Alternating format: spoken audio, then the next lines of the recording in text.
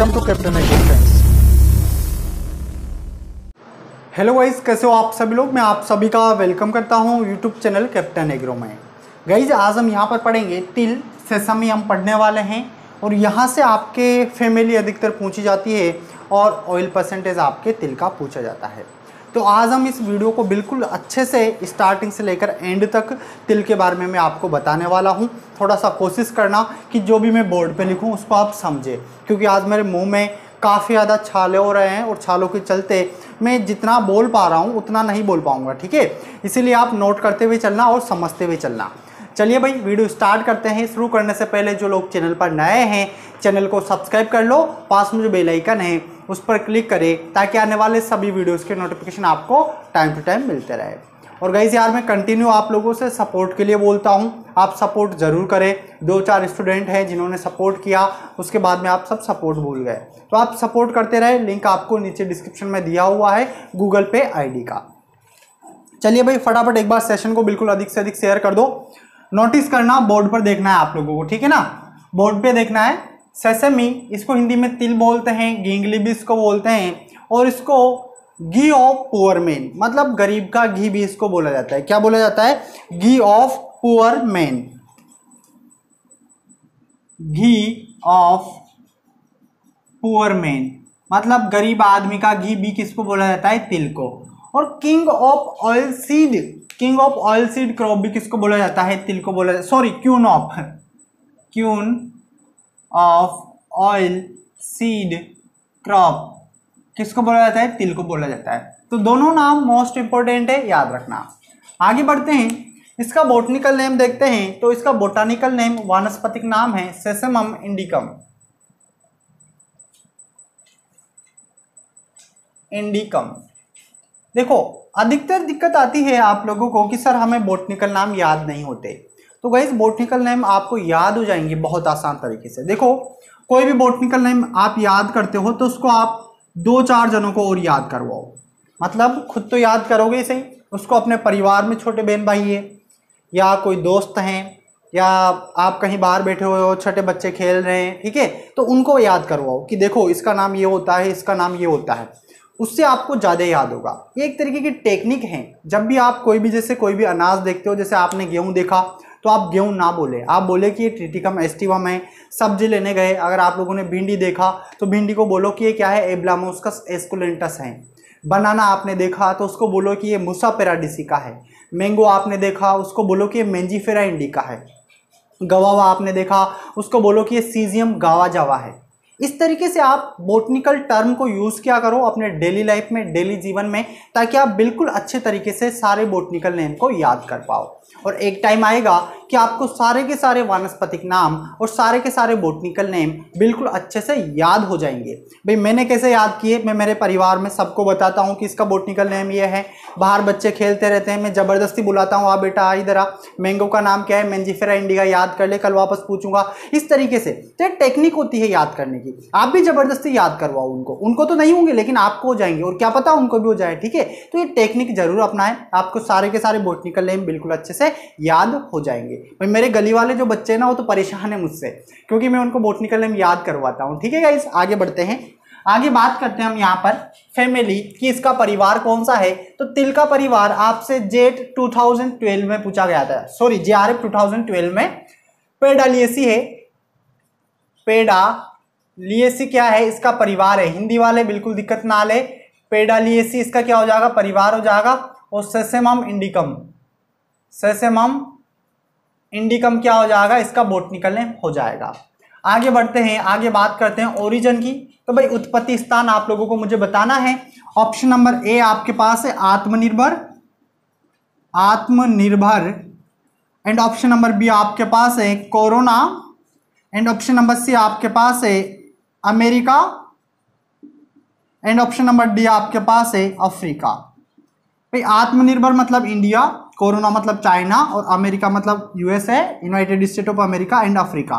चलिए कमेंट कीजिए फटाफट, राइट आंसर क्या होगा हमारे पास? क्या बताना है आपको? ओरिजिन बताना है इसका, जल्दी से ओरिजिन बताइए। तो उत्पत्ति स्थान क्या हो जाएगा? अफ्रीका हो जाएगा। ऑप्शन नंबर डी हमारा राइट आंसर हो जाएगा, अफ्रीका। आगे बढ़ते हैं, आगे बात करते हैं क्रोमोसोम नंबर। गुणसूत्र संख्या कितनी होती है ये आपको बतानी है। ऑप्शन 2n इजिकल बात करूंगा मैं, ठीक है ना। ऑप्शन नंबर ए आपके पास है 2n equal to 12, 2n equal to 26, 2n equal to 36 and D है 2n इजिकल टू 54। कमेंट कीजिए।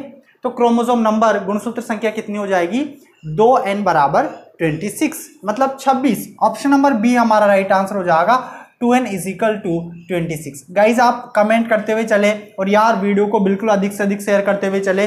शेयर करोगे ज्ञान बांटने से बढ़ेगा, और बांटो ज्ञान को, बढ़ाओ, ठीक है। ज्ञान बढ़ाओ आप और मैं आपका ज्ञान बढ़ाऊंगा, ठीक है। आगे बढ़ते हैं, आगे बात करते हैं ऑयल परसेंटेज। तेल की मात्रा कितनी होती है, ये भी आंसर आप लोगों को देना है। इसमें क्या बताना है, तेल की मात्रा बतानी है। ऑप्शन नंबर ए आपके पास है 10% एंड ऑप्शन नंबर बी आपके पास है 35%, ऑप्शन नंबर सी आपके पास है 50%, ऑप्शन नंबर डी आपके पास है 60%। कमेंट कीजिए भाई। जो इसके तिल होता है, तिल, उसके अंदर आपको तेल की मात्रा बतानी है। भाई तिल्ली से ही तेल निकलता है, कहावत आप लोगों ने सुनी होगी, ठीक है। तो इसमें तेल की मात्रा कितनी होती है, 50% होती है। ऑप्शन नंबर सी हमारा राइट आंसर हो जाएगा 50%। गाइस आप लोगों को समझ में आ रहा है। आगे बढ़ते हैं, आगे हम बात करते हैं यहाँ पर प्रोटीन परसेंटेज। तो इसमें 18 से 20 प्रोटीन परसेंटेज होता है। कितना होता है, 18 से 20 इसमें प्रोटीन परसेंटेज होता है। बात करते हैं टेस्ट वेट कितना होगा, मतलब 1000 दानों का बार। गाइस आप सबको पता है कि जो तिल है बहुत छोटी होती है, ठीक है। तो 1000 दाने जब आप उसके लोगे तो उसका वेट मैं आपसे पूछ रहा हूं कि उसका परीक्षण भार वजन कितना होगा। तो दोस्तों उसका जो वजन होगा वो होगा बहुत कम, बहुत कम, बहुत कम, मतलब 2.5 से लेकर 3 ग्राम प्रति 1000 सीड का वेट। बहुत कम है क्योंकि दाने बहुत छोटे होते हैं और दाने बहुत हल्के होते हैं तिल के। आप सभी क्वेश्चंस को समझते हुए चलना, नोट करते हुए चलना। भाई अभी जो लेटेस्ट सिलेबस है उसमें आपके तिल नहीं दिया हुआ, लेकिन बाकी जो एग्जाम है जैसे आईसीआर का एग्जाम हो गया, यूपी के टेट का हो गया, बीएचयू का हो गया, इसके अलावा एओ, डबल एओ, आप प्री पीजी, यूजी, सब बच्चों के लिए इंपॉर्टेंट है। इसलिए आपको यहाँ पर तिल पढ़ाया जा रहा है और काफ़ी ज़्यादा मोस्ट इंपोर्टेंट है। यहाँ से आपके क्वेश्चन पुटअप किए जाते हैं। 1-2 बार इसका जो क्वेश्चन पूछा गया है पेडालियसी वाला पूछा गया है जेट में, कि तिल का परिवार कौन सा है। तो तिल का परिवार कौन सा है, पेडालियसी है। स्टार लगा लेना, बिल्कुल अच्छे से समझना। आगे बढ़ते हैं, आगे बात करते हैं हम यहाँ पर प्रोडक्शन की। हाईएस्ट प्रोडक्शन कहाँ पर होता है, तो देखो दोस्तों मैं बात करूँ वर्ल्ड में एरिया एंड प्रोडक्शन की, एरिया एंड प्रोडक्शन, तो सर्वाधिक जो है वो आत्मनिर्भर का ज़्यादा है, मतलब इंडिया हमारे कंट्री की फर्स्ट रैंक है।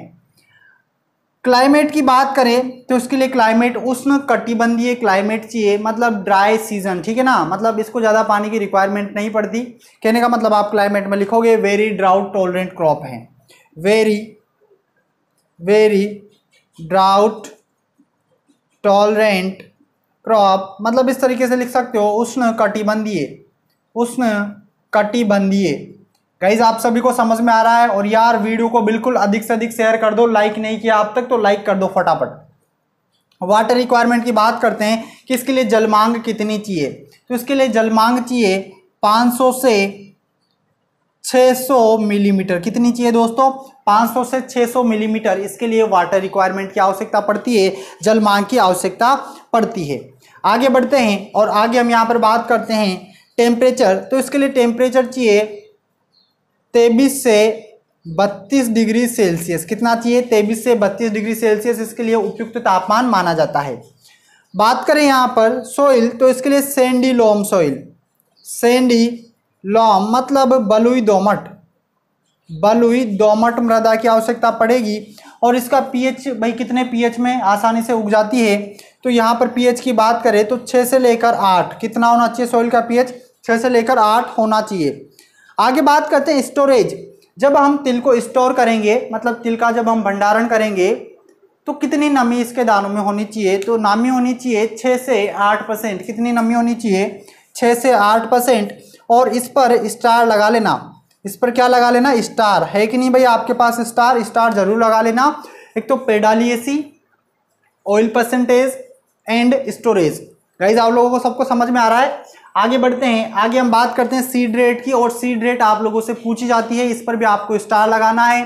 बीज दर जो इसकी लेते हैं वो लेते हैं 3 से 4 kg प्रति हेक्टेयर। गाइस मैं थोड़ी सी इसमें इंक डाल लेता हूं, कम दिखाई दे रहा होगा आप लोगों को, तब तक आप फटाफट आंसर देते हुए चले मुझे, ठीक है।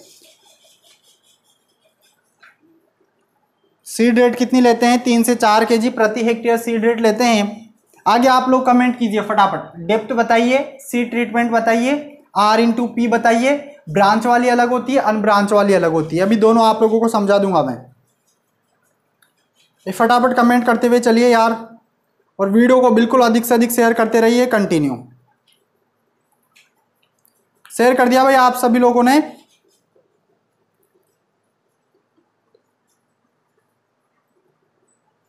चलिए बात करते हैं डेप्थ की। डेप्थ मतलब कितनी गहराई पे इसकी बीज की बुआई करेंगे, तो 2.5 या 2 से 3 सेंटीमीटर डेप्थ रखनी है, इससे ज़्यादा डेप्थ नहीं रखनी है, नहीं तो बीज नहीं उगेगा।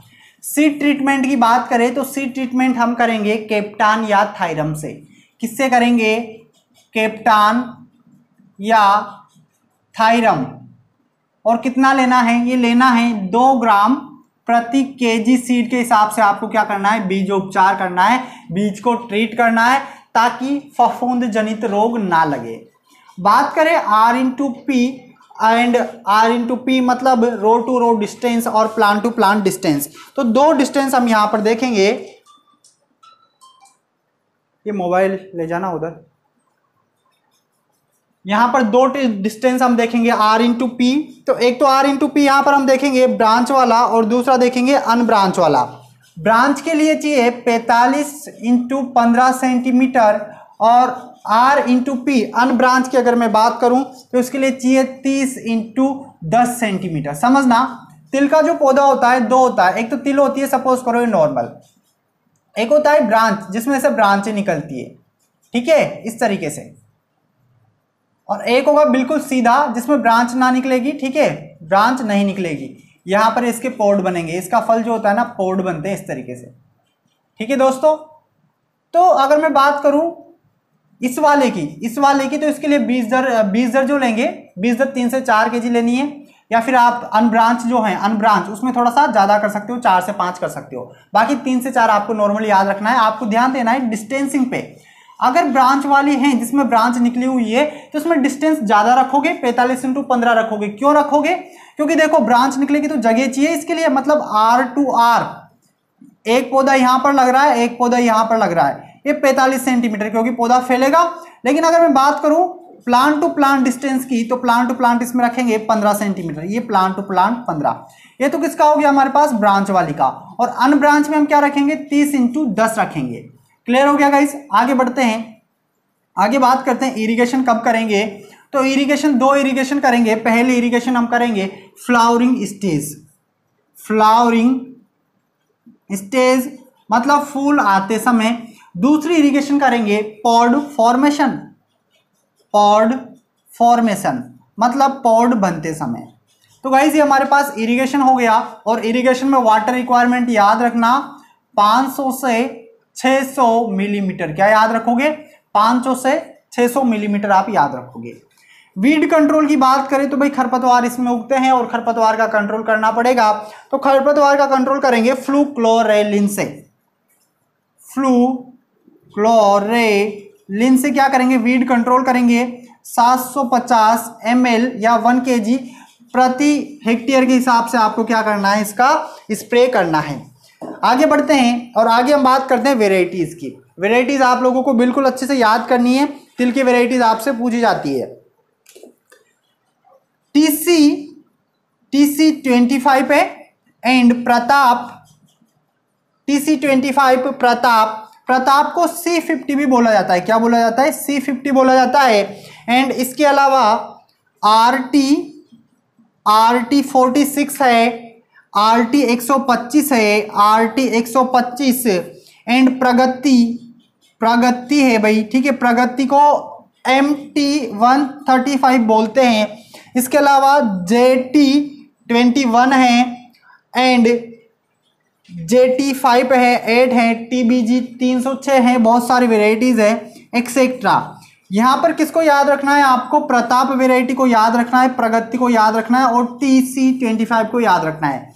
अधिकतर क्वेश्चन आपका जो पुटअप होता है तिल के अंदर से वो पुटअप किया जाता है।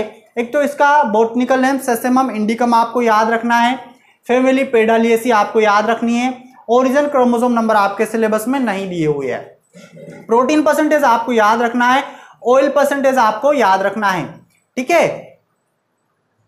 ऑयल परसेंटेज आपको याद रखना है 50%। इसके अलावा प्रोडक्शन में देखो क्या देखना है आपको, प्रोडक्शन इंडिया का ज्यादा है वर्ल्ड में। और अगर दोस्त मैं यहां पर बात करूं इंडिया के अंदर, तो इंडिया के अंदर वेस्ट बंगाल है। पुराने समय में तो क्या होता था, आज के 2012-13 के पेपर या किताबें उठा के आप देखोगे तो राजस्थान फर्स्ट रैंक पर है, लेकिन अब नहीं है, अब वेस्ट बंगाल है, फिर मध्य प्रदेश है। तो इस तरीके से याद रखना है, क्वेश्चन आपसे नहीं पूछा जाएगा। आगे बात करते हैं क्लाइमेट, तो ये वेरी ड्राउट टॉलरेंट क्रॉप है, उष्ण कटिबंधीय जलवायु इसके लिए चाहिए। जलवायु 500 से 600 मिलीमीटर, टेम्परेचर 23 से या 25 से 32 डिग्री सेल्सियस, ठीक है। 25 से 32 डिग्री सेल्सियस भी आपको मिल जाएगा, तो टेंशन आपको बिल्कुल नहीं लेनी। सोइल की बात करें तो सैंडी लोम सोइल चाहिए, बलुई दोमट मृदा जिसका पीएच 6 से लेकर 8 होना चाहिए। स्टोरेज जब करेंगे तो तिल के दानों में नमी की मात्रा 6 से 8% होनी चाहिए। एक मिनट गाइस, फैन ऑफ हो गया, फैन ऑन कर लेता हूं मैं, ठीक है। तब तक आप आगे कंटिन्यू आंसर दीजिए मुझे।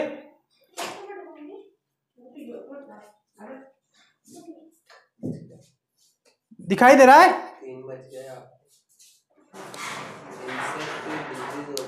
हाँ बताऊंगा, अभी बताऊंगा, है ना, थोड़ा वेट कर ले। एक सेकेंड गाइस, थोड़ा सा देखना भाई, यार फैन परेशान कर रहा है।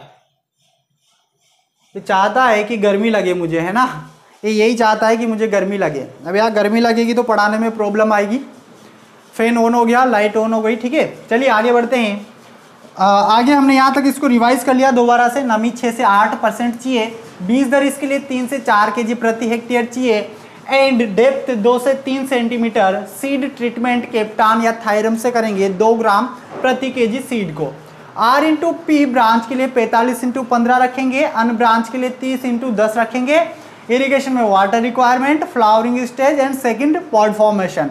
वीड कंट्रोल के लिए फ्लूक्लोरेलिन लेंगे 750 ml प्रति हेक्टेयर, एंड वेराइटीज है TC25 प्रताप, या बाकी वेराइटीज आप याद कर लेना। आगे बढ़ते हैं, आगे बात करते हैं इंसेक्ट की। इंसेक्ट डिजीज आपसे नहीं पूछा जाता, जो मेजर इंसेक्ट है, मेजर डिजीज है, वो मैं आपको यहाँ पर बता देता हूँ। मेजर इंसेक्ट है तिल हॉक मॉथ, तिल हॉक मॉथ, ये वाला इंसेक्ट है। और ये इंसेक्ट इसमें लगता है, इसके कंट्रोल के लिए मेटासिस्टिक R 0.2% का स्प्रे करना है, 0.2% का क्या करना है, स्प्रे करना है। तो ये हो गया हमारे पास इंसेक्ट। डिजीज की बात करें तो एक डिजीज लगती है फाइलोडी, और फाइलोडी डिजीज आपसे पूछी जाती है। और इसका जो वेक्टर है किसके द्वारा होती है, अगर बात करें पैथोजन की, पैथोजन तो माइकोप्लाज्मा के द्वारा होता है, माइकोप्लाज्मा। एंड बात करें वेक्टर मतलब वाहक, तो वाहक है इसका ग्रास हॉफर, लीफ हॉफर इसका क्या है, वाहक है। तो आपको वाहक याद रखना है। कंट्रोल के लिए स्ट्रेप्टोमाइसिन ले सकते हो या डाइमेथोएट ले सकते हो, ठीक है, दोनों लिख लेना। एक तो स्ट्रेप्टोमाइसिन एंड डाइमेथोएट। इल्ड की बात कर लेते हैं, उपज आप लोगों से पूछी जाती है। तो उपज होती है तिल की 8 से 10 क्विंटल प्रति हेक्टेयर उपज की प्राप्ति होती है, तिल की प्राप्ति होती है। तो गाइस आई होप आप लोगों को पूरा समझ में आया होगा, मैंने पूरा आपको समझा दिया है, ठीक है। अगर आपको कोई भी डाउट है तो आप मुझे कमेंट कर सकते हैं। और गाइस यार वीडियो को अगर आप लोगों ने अब तक लाइक नहीं किया है तो वीडियो को लाइक कर दो और अधिक से अधिक शेयर किया करो। मैं सभी स्टूडेंट से बोल रहा हूं, जितने भी स्टूडेंट अभी देख रहे हैं, सभी के सभी स्टूडेंट वीडियो को बिल्कुल अधिक से अधिक शेयर करें, क्योंकि कैप्टन एग्रो आप लोगों का परिवार है और इसको जल्दी से जल्दी आपको 1 लाख तक पहुंचाना है। तो गाइज आपका परिवार है, आप कैप्टन एग्रो को खुद का परिवार समझे और आप कैप्टन एग्रो के मेंबर्स हो सभी के सभी। तो सबका फर्ज बनता है कि अपने परिवार को संभाले, परिवार को मैनेज करे। इसीलिए गाइज आप वीडियो को बिल्कुल अधिक से अधिक शेयर करते रहिए और 1 लाख तक कैप्टन एग्रो को जल्दी से जल्दी पहुंचाइए। भाई आपके एग्जाम से पहले मैं आपका सिलेबस कंप्लीट करवा दूंगा। टेस्ट सीरीज यहाँ पर हम स्टार्ट कर देंगे। प्रैक्टिस हम करेंगे, बहुत सारे क्वेश्चन हम देखेंगे। गाइस जो जेट वाले स्टूडेंट हैं उनके 40 क्वेश्चन आते हैं तो आपके 40 क्वेश्चन वीडियो से बाहर नहीं जाएंगे। आईसीआर वाले 50 क्वेश्चन आते हैं, आपके 50 क्वेश्चन वीडियो से बाहर नहीं जाएंगे। मतलब हम इतनी प्रैक्टिस कर लेंगे कि हम आराम से 50 में से 50 और 40 में से 40 सही कर सकते हैं। देखो बोला जाता है कि सर जो कोचिंग नहीं जाता वो भी एग्रीकल्चर के अंदर 25 क्वेश्चन सही कर लेता है, और जब कोचिंग जाता है तो कोचिंग वाले बोलते हैं कि अगर कोई बच्चा कोचिंग जाता है तो 40 में से 35 सही कर लेता है।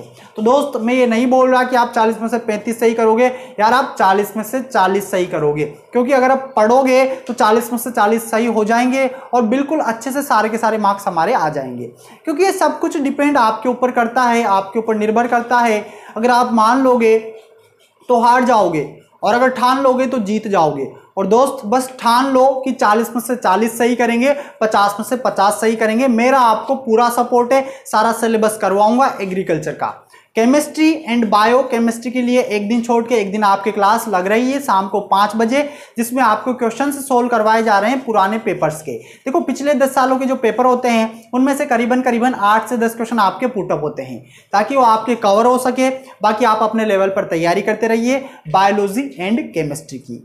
तो गाइज आप बिल्कुल सपोर्ट करें, मुझे सपोर्ट करें। गूगल पे का जो आईडी है लव प्रकाश गोम में ओके HDFC बैंक। मुझे पता है भाई ये वो कहानी आप लोगों ने सुनी होगी, एक कहानी। चलो कहानी सुना देता हूं क्योंकि कहानी काफी ज्यादा मजेदार है। किसी गांव में काफी टाइम से बारिश नहीं हो रही थी। क्या नहीं हो रही थी भाई? बारिश नहीं हो रही थी। गांव वाले बड़े परेशान थे, तो सभी गांव वाले गांव के बाहर एक साधु महात्मा रहा करते थे। उनके पास गए और जाकर बोले कि बाबा जी बताइए क्या प्रॉब्लम है, हमसे कौन से पाप हो गए कि हमारे गांव में बारिश नहीं हो रही, अब हम क्या करें? तो बाबा जी ने कहा कि आप सभी गांववासियों को जो गांव के बीचों बीच में जो कुआं है उस कुएं के अंदर एक एक लोटा दूध आपको डालना है। तो सबने कहा कि हाँ हम बिल्कुल डाल देंगे, और ये काम आपको आज की रात ही करना है, उसके बाद आपके गांव में बारिश हो जाएगी। तो पता है क्या हुआ? सभी शाम को लोटा भर भर के गए और कुएं में डाल दिया। एक व्यक्ति था जिसके मन में आया कि यार गांव वाले तो सभी जो है दूध का लोटा डालेंगे, और अगर मैं एक लोटा पानी का डाल दूंगा तो क्या फर्क पड़ जाएगा? ठीक है, कुछ फर्क नहीं पड़ेगा। तो उसने ऐसा ही किया। ठीक है, मतलब पानी भर के ले गया और रात में अंधेरे में किसी ने दिखा भी नहीं और कुएं में डाल दिया। बारी बारी से सब गांव वाले आ रहे थे, कुएं में डाल रहे थे। जैसे दिन उगा और सुबह जाके देखा तो कुएं में दूध था ही नहीं, कुएं में क्या था? पानी था। रीजन क्या था कि जो थॉट उसके माइंड में आया था वही थॉट सारे गांव वाले जो थे सभी उनके माइंड में आया था। सबने ऐसा ही सोचा कि यार सारा गांव तो दूध डाल रहा है और अगर मैं पानी डाल दूंगा तो क्या फर्क पड़ेगा। और सुबह देखा तो पानी पानी था, उसमें तो दूध था ही नहीं, तो बारिश हुई नहीं। वही वाली कंडीशन हो रही है गाइस। मैं आप लोगों से बोलता हूं कि आप सपोर्ट क्या करो, बट आप लोगों को लगता है कि सर को तो बहुत सारे सपोर्ट करते हैं, 5 रुपए 10 रुपए 15 रुपए, मैं सपोर्ट नहीं करूंगा तो क्या होगा। गाइस बहुत कम स्टूडेंट है जो मुझे सपोर्ट कर रहे हैं। ठीक है, आई होप आप लोगों को समझ में आ गया होगा। तो यार आप सभी पानी का लोटा ना डालें, आप दूध का लोटा डालें, सपोर्ट करें। लॉकडाउन चल रहा है, यूट्यूब का कोई पेमेंट रेवेन्यू कुछ नहीं है, इसीलिए आप लोगों से सपोर्ट के लिए बोला जा रहा है। अगर आप लोगों का सपोर्ट मुझे बिल्कुल अच्छे से मिलता रहेगा तो आपके लिए बायो एंड केमिस्ट्री की क्लास भी कंटिन्यू कर दी जाएगी। ये सब कुछ डिपेंड करता है आप लोगों के ऊपर। तो गाइस कैसा लगा आपको ये वीडियो, आप मुझे कमेंट करके जरूर बताएं। जो लोग चैनल पर नए हैं चैनल को सब्सक्राइब कर ले, पास में जो बेल आइकन है उस पर क्लिक करें ताकि आने वाले सभी वीडियोस के नोटिफिकेशन आपको टाइम टू टाइम मिलते रहे। ठीक है गाइस, हम मिलते हैं नेक्स्ट वीडियो में, तब तक के लिए नमस्कार। जय जवान जय किसान जय हिंद। और लाइट भी गई, टाइम भी ओवर। ठीक है, बाय गाइस।